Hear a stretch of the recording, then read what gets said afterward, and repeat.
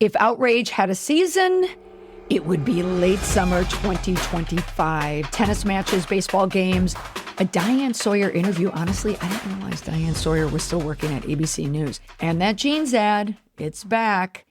All of it has been caught in the churn. And every headline, it seems, carries the same word, backlash. But let's get something straight, my opinion. Backlash and blowback aren't the same thing.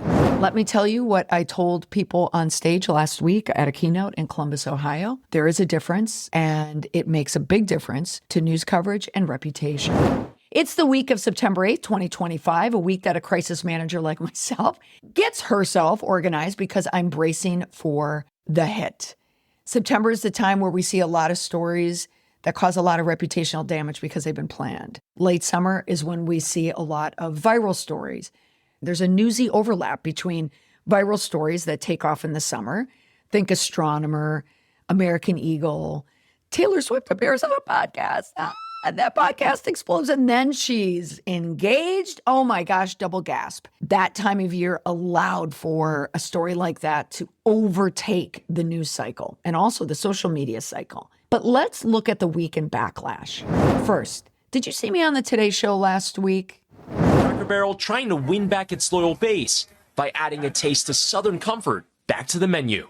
And when the public rises up around a cultural idea or an identity like Cracker Barrel, it could have a dramatic effect on the profits. What, you don't watch morning news anymore? Sadly, it's going down. But they did a great story about Cracker Barrel. They asked me late in the day to record a piece that would air in a package the next morning. Even if you watched it or not, what you didn't hear was my best soundbite, where I explain that backlash is values-driven and blowback is more strategic. And knowing the difference is the only way to understand what you're actually watching. Let's look at stories from this past week. Case one, the Phillies ball snatcher. I know you saw the viral video. It was Marlins versus the Phillies. The baseball drops right in front of a female Phillies fan wearing a Phillies jersey. She's next to, I believe, her husband, and it looks like a younger adult son. They're reaching down to get the ball. Meanwhile, Dad scurries over, picks up the ball, and then runs back and gives it to his son. Then the woman jumps down, scurries to the dad, and gives him a piece of her mind. Enter the villain. The woman crawls over the seat and storms down to the dad, insists that the ball belongs to her. The dad puts his hands up, just puts it in the glove.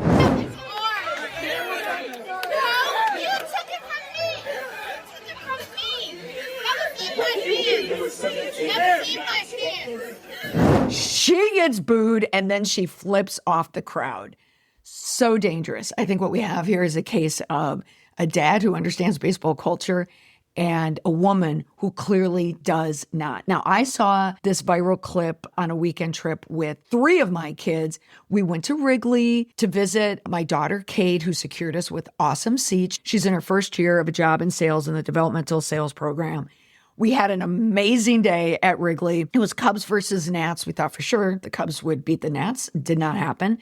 And as a side note, Jeff Garland from Curb Your Enthusiasm threw out the opening pitch, which was really curious because he didn't throw it. And I had said, I posted this to Instagram. I was asking my kids, like, is this a bit? Like, what is he doing? Immediately, we all said, like, hey, wasn't he canceled? And then we had to figure out why Jeff Garland was canceled. But he didn't want to throw the ball, so he did this kind of bit where he just tosses it like he walks up to home plate. It was odd. It was a curious move. But anyway, while that was happening, we were watching the viral clip about what happened at the Phillies game in Miami.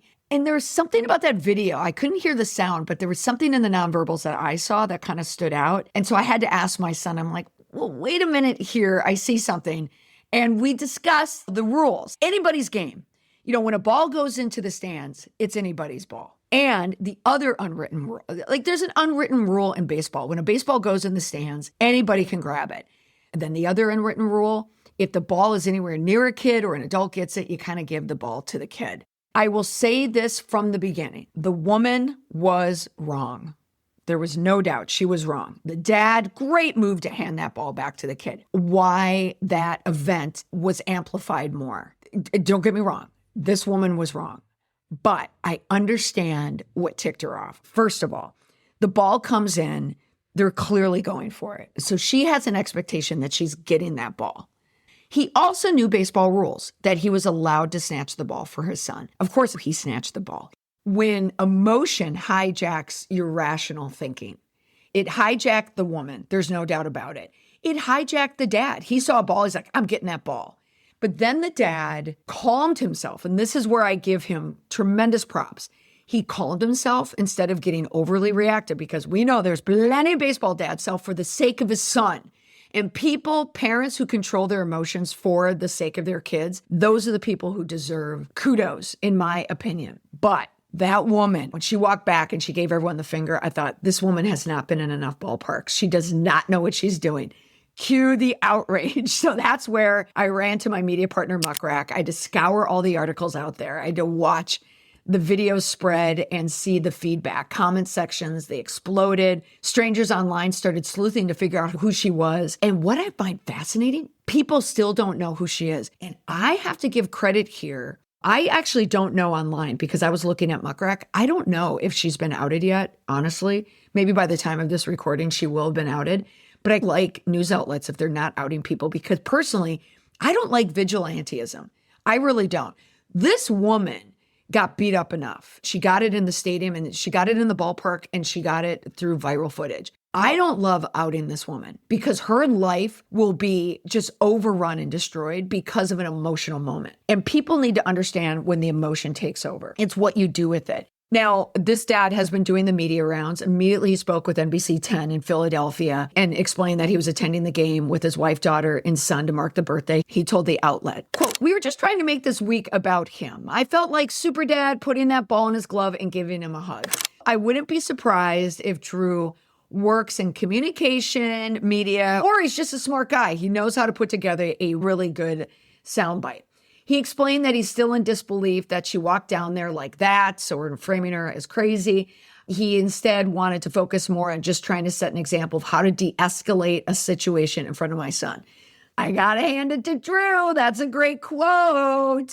And in the video altercation, the woman, you could hear her say, that was ours. So you know where the outrage came from. Day to day, she's probably a decent person. But in that moment, she wanted that ball. Now, his last line left a mark. He says, quote, "I hope that ball means a lot to her." Drew passed the viral test. Everybody thinks that he is a hero. Kudos to the Marlins. They went down, immediately gave him a gift bag, even though he's a Phillies fan. Then behind the scenes, we see footage of Dave Dombrowski. He's the president of baseball operations and someone who I spoke to in line at Boston Logan Airport when he was headed down for spring training and I was headed to Florida for something else. Then Harrison Bader, the player who made the home run, gave him a signed bat. And other people tried to profit off of it as well. Marcus Lemonis, he was the star of The Prophet. He offered the kid and his family a trip to the World Series. Oh, and he's throwing in an RV as well because he's the CEO of Camping World. You're going to see a lot of that happening. But these viral moments are what the news lives for. It's what social media lives for. They love it because it taps into outrage, and outrage is backlash. Just like what happened with case 2, the hat grab. It's another adult sports fan snatching a souvenir from a kid. We're back in New York now. A Polish tennis star wins the match at the U.S. Open, tries to give a signed hat to a boy in the crowd. Enter the villain. Before the kid can reach out, bam, CEO snatches it from him. The video blows up. The outrage was swift. The CEO eventually folded because everybody had to figure out who this guy was. It's a viral moment, late August. They're going to find out who he is. He sends the hat back and he apologizes publicly and calling it, quote, extremely poor judgment and a painful but necessary lesson in humility. That was a good call because that guy's business was struggling.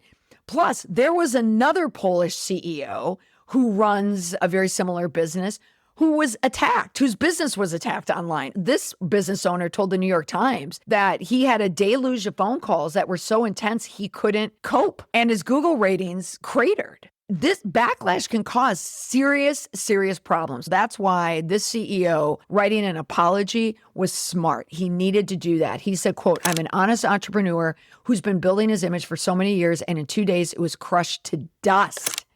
That's a great quote. He was humble. He was showing humility. That was a good move. Again, it's that emotional, intensive moment. You see a lot of it happening at sports where a person, many times souvenir hunters or just people, feel like they're owed something and they want it. But backlash works where accountability is missing. You either own it or you double down and say nothing. The Polish CEO fan, he chose the former because the public reaction made the other choice look smaller and meaner. Here's another quick case of backlash that really kind of wasn't, but it was in the story. I was reading a headline this morning, actually, the day before this recording, about Bruce Willis and Demi Moore. Case 3, and this one is not well known and didn't go as viral, but I went back to Muck Rack to look for the articles to see the point of view. It was an interview with ABC News with Diane Sawyer, interviewing Emma Hemming Willis. That is Bruce Willis's wife. She's much younger. She was a former model, and they have young kids. But of course, more people are familiar with Bruce Willis's first wife, Demi Moore. Demi Moore also did an interview with Oprah. There's a lot of stories out there about Bruce Willis's declining health. And these are good stories because they're really shining a light on his health. So clearly they have publicists trying to keep this story in the news. And it's understandable. And there's a value attached to it because Bruce Willis is suffering from a progressive disease called frontotemporal dementia. It's a brain disorder. They're giving a lot of publicity to this disorder, and that can always help. And that's what this latest push is about. Diane Sawyer interviewed Bruce Willis's wife, and one of the things that she mentioned was the backlash because people were judging her for putting Bruce Willis in a home to care for him as opposed to being home with her and the young kids. One of the quotes that she said during the interview was that Willis was in great health physically, but his brain is failing him. That's just a great quote. I like it because it's good framing. And she mentioned that there was a lot of intense backlash on the internet judging her for putting him in a home. They used backlash quite nimbly by using blowback as a means to explain why he's in a home. Backlash is when people emotionally react to something, but planning for blowback can be quite strategic, which is what I think this story with Diane Sawyer and also Demi Moore speaking with Oprah, they use it quite well, all of it. And it's for the greater good. The same blueprint is there with American Eagle. Now, I've talked about American Eagle at length. I did a CNN hit a couple weeks ago. That story ran for days. And we're joined now by crisis and reputation strategist Molly McPherson. All right, Molly, you in a TikTok response to the ad say everything is choreographed for a reason. So help us understand the big question. Do you think American Eagle expected a big reaction? Absolutely. This is the modern formula for outrage marketing. You spark debate, you drive engagement, you ride the wave. And then when the dust settles, American Eagle gets the clicks, the coverage, and also the cash. Again, it happened in August, but it was strategic. American Eagle knew that they were going to get blowback. They were prepared for the blowback. They rolled out this Sydney Sweeney campaign that lit up the internet. That outrage wasn't a mistake. It was strategy. They knew it would rile people up, and they braced for it, and they cashed in on it. Even now, the second week of September on Muck Rack, I'm looking at the articles, 20,000 articles cover this controversy in just 1 month. This is the advantage also of being a brand. Unlike the raging Phillies fan or a U.S. Open CEO, American Eagle didn't have to face the center of the fire as a person. It's just a logo. It's just a brand. A logo doesn't cry or feel shame. It monetizes. That's blowback. Controversy as currency. Here's the bigger picture. This is why I think apologies have changed dramatically. A couple weeks ago, I did an interview with Eleanor Hawkins. She's the editor behind Axios is the Communicator. If you work in communications, I highly recommend you subscribe to it. Eleanor is wonderful. She covers everything in comms. She wrote a story about the age of the public apology is over. And her argument is that the evidence is everywhere. And she talked about American Eagle, the woman's dating app T didn't apologize when user data leaked, the CrowdStrike when it grounded the airlines. This was, 2 years ago? And I was stuck in the middle of it. They left out the, oh, sorry. And at that time, it didn't work. But now you can get away with it. Look at Astronomer with the kiss cam. They didn't apologize. They handed over a bucket load of money to Ryan Reynolds. So I told Eleanor in that article, quote, people are simply tired of the outrage cycles and cancellation campaigns. The public is splitting because they don't want to jump on someone else's grievance bandwagon. So the translation, an apology isn't guaranteed to calm the storm. Sometimes it makes it worse. So leaders are testing silence, defiance, and private outreach instead. That's what I was telling her in this interview. And that's honestly what I'm telling a lot of my clients as well. We don't have to rush to apologize. I have a client right now dealing with kind of a viral backlash moment. They came to me because they wanted to do that viral apology video. And I said, no. That's just going to make it worse. We're going to ride it out and we're going to do something different over here. So here's the September lesson and what this month of outrage teaches us. That backlash is values driven. It's real people reacting when someone crosses a moral line. That's why a woman leapt over seats and chased a baseball dad. But blowback is strategic. That baseball dad knew that that woman was going to get blowback. That's what helped him reel in his anger. What is more triggering than someone coming to attack you in front of your child? But that dad braced for not his blowback, her blowback. That's why it was smart. Blowback is that outrage, sometimes manufactured, designed to drive clicks and shares and brand awareness. And here's the kicker. You can spot character in how people respond to backlash. Do they apologize, defend, deny? That's revealing. But with blowback, the reaction is already scripted. The outrage was factored into the budget. So next time you see backlash splashed across the headline, stop and ask, are we witnessing a values clash or watching someone's playbook unfold? Because the one tells you who people really are, and the other tells you how well they know the game. That's all for this week on the podcast. If you want to see a little bit more of a dive on this, you can just follow me on the Substack app, or you can join the membership where I have monthly trainings and lives where we break it all down in the vault. In other words, what's said in the vault stays in the vault. That's all for this week. Thanks for listening. Bye for now.